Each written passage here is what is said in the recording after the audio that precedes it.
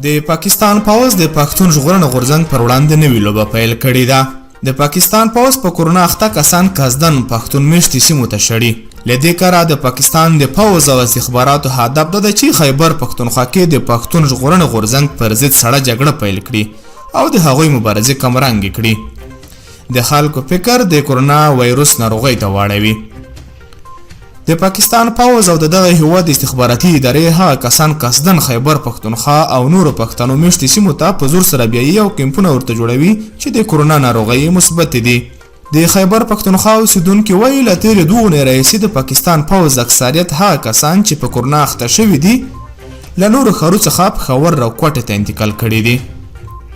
د هغوی په خبره د پاکستان پوځ خیبر پښتونخوا کې د کرونا پر وایروس اخته کسانو ته لوی لوی کمپونه جوړ کړي دي او اکثریت پکې هغه کرونا نیولې ځای پر ځای شوي دي چې د پنجاب او سند اوسېدونکي دي.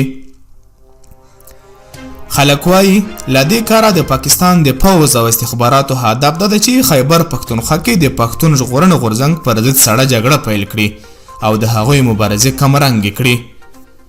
هغوی زیاته کړي د پاکستان د پوځ دغه کار غبرګون کې نن خیبر پښتونخوا او زیات شمېر نورو پښتون مېشتو سیمو کې د ISI خلاف مظاهرې شوي دي.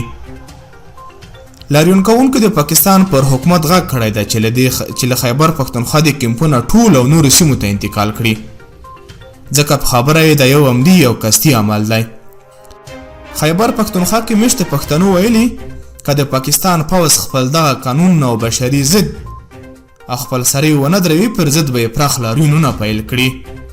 د معلوماتو پر اساس د خیبر پښتونخوا په شمول پاکستان کې د کرونا شاوخوا 300 مثبتې پېښې ثبت شوي دي چې اکثریت یې هغه په کوزه پښتونخوا کې دي.